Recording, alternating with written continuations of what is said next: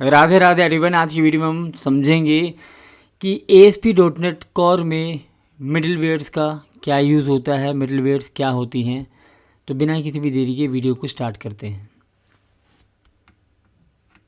What is middleware in ASP.NET core. ठीक है, तो चैट जीपीटी की मदद से पढ़ाई करते हैं, ठीक है, और समझते हैं कि ASP.NET कोर में मिडलवेयर क्या होती है। In ASP.NET Core, middleware is a component in the HTTP request pipeline that handles requests and responses. ठीक है, मिडलवेयर क्या होती हैं? एक कंपोनेंट होता है in the HTTP request pipeline. किसी भी एप्लीकेशन के अंदर ऑब्वियसली रिक्वेस्ट जाती हैं, रिस्पॉन्स जाते हैं। ब्राउज़र में कोई भी हम एप्लीकेशन को ओपन करते हैं, ठीक है, उसमें बटन पे क्लिक करते हैं, तो क्लिक करने पर जो सर्वर पे रिक्वेस्ट जाती है उसको बोलते हैं HTTP रिक्वेस्ट। ठीक है, अब पाइपलाइन मतलब हो गया कि उस रिक्वेस्ट की पूरी एक तरह से जर्नी, ठीक है, that handles request and responses.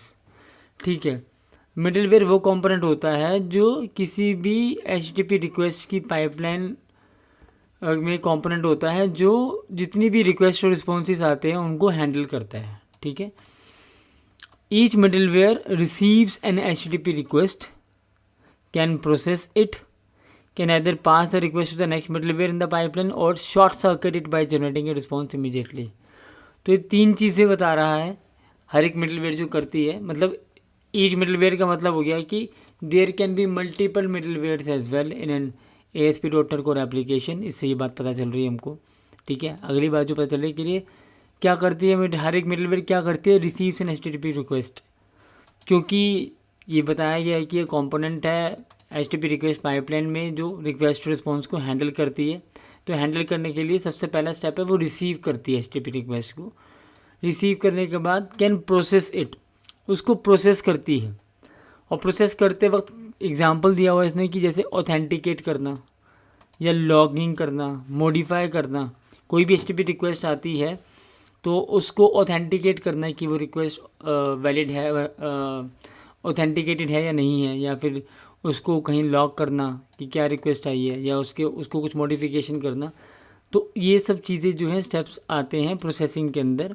तो फर्स्ट स्टेप में रिसीव करती है, सेकंड स्टेप में प्रोसेस करती है। देन नेक्स्ट लिखा है can either pass the request to the next middleware in the pipeline और short circuited by generating a response immediately. ठीक है, अब ये जो बात लिखी है इसको ध्यान से पढ़ते हैं थोड़ा सा। Can either pass the request to the next middleware, इसका मतलब ये पूरी HTTP रिक्वेस्ट की जो पाइपलाइन होती है, जो पूरी जर्नी होती है, उसके अंदर मल्टीपल मिडलवेयर्स हो सकती हैं, तभी लिखा है कि नेक्स्ट मिडलवेयर। ठीक है, अब मल्टीपल मिडलवेयर्स में क्या बोल रहा है वो, जब किसी भी मिडलवेयर को रिक्वेस्ट आती है तो वहाँ से आने के बाद, रिसीव करने के बाद, वो प्रोसेस करने के बाद, मिडलवेयर उस रिक्वेस्ट को प्रोसेस करने के बाद या तो वो उसको नेक्स्ट मिडलवेयर पे पास कर देगी या फिर short circuited by generating a response immediately, या फिर वहीं पे उसको कट ऑफ करके उसका जो भी रिस्पॉन्स होगा वो वापस इमीडिएटली रिटर्न कर देगी वहाँ से। ठीक है, तो ये दो में से एक काम करती है। अभी short circuit it by generating a response में भी लॉजिक कुछ ऐसा लिखा हुआ है कि कुछ केसेस के अंदर नेक्स्ट मिडलवेयर पे जाने का प्रोसेस हो, लॉजिक हो, और हो सकता है कि उसी पर्टिकुलर मिडलवेयर के अंदर कुछ ऐसा लॉजिक इम्प्लीमेंटेड है कि वहीं से वो रिस्पॉन्स जनरेट करके वापस चली जाएगी। ठीक है, तो ये होते हैं कोड 3 स्टेप्स हर एक मिडलवेयर के ASP.NET कोर में। Receives an HTTP request, can process it, ठीक है, and then can either pass the request to the next middleware in the pipeline और short circuited by generating a response immediately. आगे ये लिखे think of middleware as a chain of delegates which each one has a chance to do something before and और after the next component runs. ठीक है, chain of delegates मतलब हो गया, delegate मतलब क्या होता है, सबसे पहले डेलीगेट मतलब होता है कि अपने काम को किसी दूसरे को पकड़ा देना। ठीक है, तो ये बोल रहे हैं मिडलवेयर को एक चेन ऑफ डेलीगेट्स बोलो, कि जैसे कि चेन चलती आ रही है कि एक मिडलवेयर अपना काम दूसरी मिडलवेयर को पकड़ा देगी, दूसरा मिडलवेयर अपना आगे का काम करने के लिए तीसरी मिडलवेयर को पकड़ा देगी। तो that is why it is asking us to think of middleware as a chain of delegates where each one has a chance to do something before and or after the next component runs. यानी कि for example middleware A B C और D है, तो ए के पास chance होगा कि B पे पहुंचने से पहले वो कुछ ना कुछ उसके अंदर प्रोसेस कर दे, कुछ ना कुछ लॉजिक रन कर दे, ठीक है।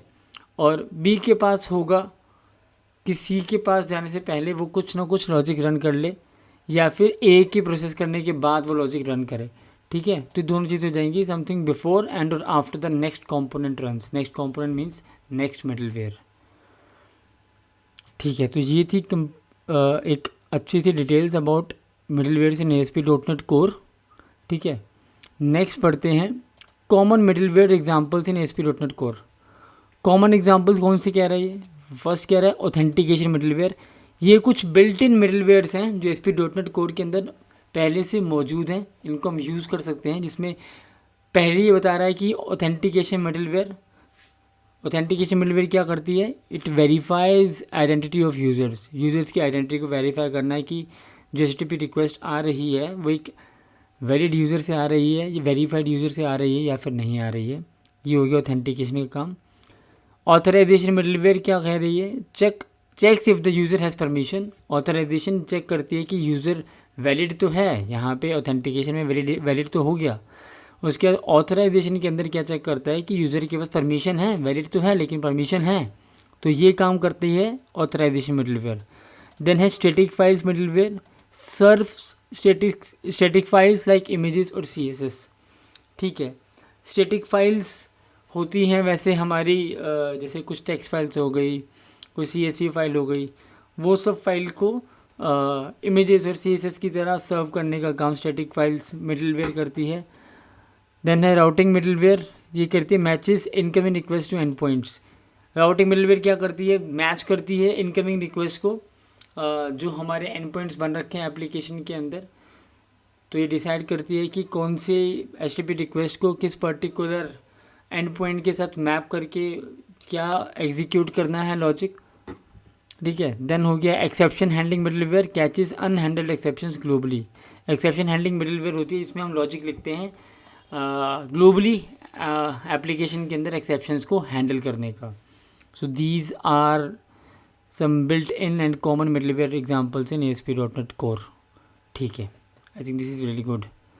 नेक्स्ट हो गया हाउ अ मिडलवेयर वर्क्स। इसमें सिंपल सा एक फ़्लो लिखा है इन्होंने, जैसा मैं बता रहा था बिल्कुल वैसा ही है कुछ। वन हो गया रिक्वेस्ट, सबसे पहले रिक्वेस्ट आती है हमारे पास।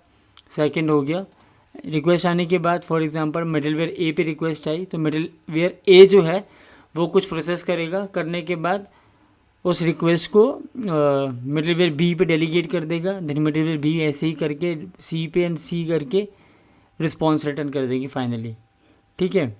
अब यहाँ पे क्या लिखा है? ईच मिडलवेयर कैन, वही सेम बात लिखी है, do something before calling the next one, यानी कि बी को कॉल करने से पहले ए कुछ एग्जीक्यूट कर सकती है and do something after the next, for example modify the response, ठीक है। नेक्स्ट मतलब हो गया है कि after A has done some modification, उसके बाद बी भी उस पर कुछ मॉडिफिकेशन कर सकता है।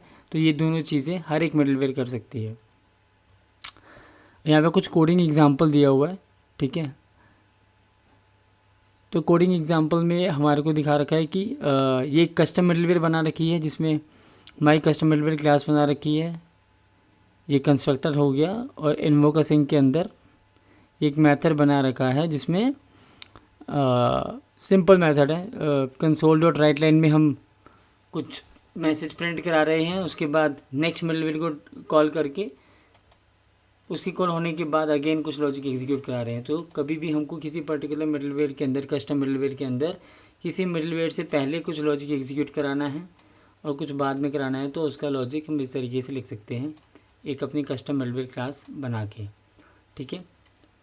और उसको बनाने के बाद, एक क्लास बनाने के बाद एज ए मिडलवेयर इसको रजिस्टर करने के लिए startup.cs फाइल के अंदर .NET कोर में अनकन्फिगर मेथड के अंदर app.use मिडलवेयर के साथ में इसको रजिस्टर कर सकते हैं। सो या this is all about middlewares in ASP.NET core. I hope आपको काफ़ी कुछ हेल्प मिली होगी इससे मिडलवेयर्स के बारे में जानने के लिए। If you have any doubts, concerns और issues, please feel free to write in the comment section and मैं उन पे कुछ और वीडियो बना के उसको डिटेल में समझाने की कोशिश करूँगा। Thank you so much for watching. Good bye. Radhe Radhe.